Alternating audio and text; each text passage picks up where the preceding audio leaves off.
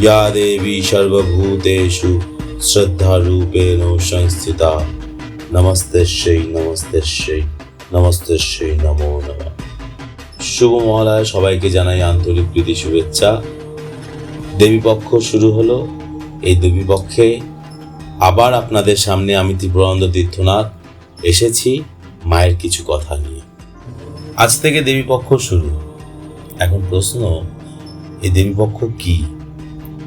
এই শারদোৎসব আমাদের বাঙালির সবচেয়ে বড় উৎসব। আমরা ষষ্ঠীর থেকে মায়ের বোধনের মাধ্যমে পুজো শুরু করি, সপ্তমী, অষ্টমী, নবমী, দশমী। তাহলে প্রতিপদ থেকে দ্বিতীয়া, তৃতীয়া, চতুর্থী কি হচ্ছে? পাশাপাশি আর একটি প্রশ্ন মাথায় আসে, নবদুর্গা কি? আমাদের দেশে নবরাত্রির চল আছে। নবরাত্রি কিন্তু একবার হয় না, বছরে 4 বার হয়।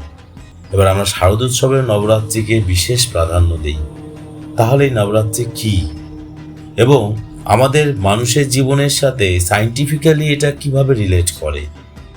এই মাতৃসত্তার সাথে আমাদের মেয়েদের শৈশব থেকে তাদের কিশোর অবস্থা এবং একটা ম্যাচিওর এজ পর্যন্ত আমাদের সাংসারিক জীবনের সাথে এই নবদুর্গা কিভাবে রিলেট করে, কি তার মাহাত্ম্য জানতে ইচ্ছা করছে।